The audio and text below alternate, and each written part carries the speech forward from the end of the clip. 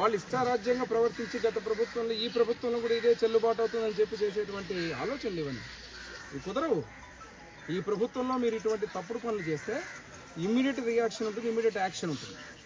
మీరు ఏదో గత ప్రభుత్వం లాగా ఏం చేసినా చెల్లుతుందిలే అనే రకం కాదు. పోలీసులు కానీ అదే రకంగా ఎంక్వైరీ కావచ్చు, అదే రకంగా ఇక్కడ బాలికల భద్రత విషయంలో కానీ కాలేజీ విషయంలో కానీ ఈ రాష్ట్రంలో ఏ బాలిక భద్రత విషయమైనా కానీ ఎవరి విషయమైనా కానీ ఇటువంటి తప్పుడు చర్యలు చేసే వ్యక్తులని తాట తీయమని చెప్పి ముఖ్యమంత్రి చంద్రబాబు గారు చెప్పడం జరుగుతుంది. మాకు ఈరోజు లోకేష్ బాబు గారి దృష్టి కూడా తీసుకోవడం జరుగుతుంది ఈ విషయం.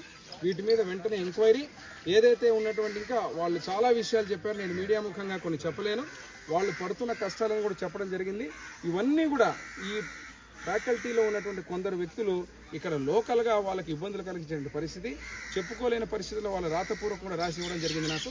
వాటన్నిటి మీద చర్యలు తీసుకొని ఒకటే చెప్తున్నా మీకు, ఇక్కడ బాలికలకు సెక్యూరిటీ కావచ్చు, ఇన్ఫ్రాస్ట్రక్చర్ కావచ్చు, ఏదైతే ఉన్నటువంటి అదే రకంగా నేను ఇక్కడ మా పోలీసు వారిని కూడా వారానికి 2 కానిస్టేబుల్స్ని కూడా నేను ప్రత్యేకంగా ఈ కాలేజీకి రమ్మని చెప్పాను. వారు ప్రతి వీక్ కూడా పిల్లలతో ఇంటరాక్షన్ అవుతారు.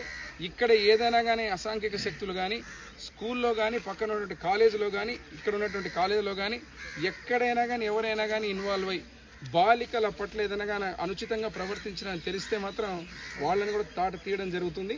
దాని మీద ఇప్పుడే చెప్పడం జరిగింది. డిఎస్పీ గారు అదే ఎస్ఐ గారు సిఏ గారి దృష్టి కూడా తీసుకెళ్లి ఇక్కడ ఉన్నటువంటి కానిస్టేబుల్స్ వారానికి ఇక్కడ రావాలని కూడా చెప్పడం జరిగింది.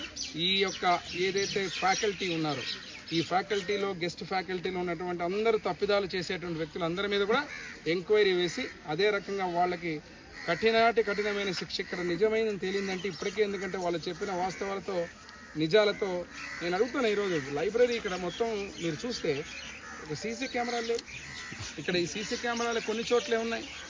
అసలు కనీసం వాళ్ళ డార్మెటరీలు చూస్తే మీరు భయానకంగా తయారైపోయింది. ఆ రోజుల్లో మన ప్రభుత్వంలో పెట్టినటువంటి డార్మెటరీ షెడ్లు తప్ప అసలు గతంలో 2014-19లో నేను ఎమ్మెల్యేగా ఉన్న ఇదే కాలేజీకి వచ్చేవాడిని. ఆ రోజున్న కాలయాపన చేసి లేనిపోని సమస్యలు తీసుకుని వచ్చి అసలు ఆ బాలికలు చక్కగా చదువుకునేటువంటి ఈ యొక్క ప్రాంగణము దేవాలయం లాంటి ఈ ప్రాంతంలో ఇక పనికిమాలిన ఆంబోతులు లాంటి వ్యక్తులను వదిలేరు. కాబట్టి ఇప్పుడు ఈరోజు జరిగిన సంఘటన మీద ఇమ్మీడియట్ యాక్షన్ తీసుకొని ఫోక్సో చట్టం కింద అతన్ని అరెస్ట్ చేయడం జరిగిందని తెలియజేస్తుంది.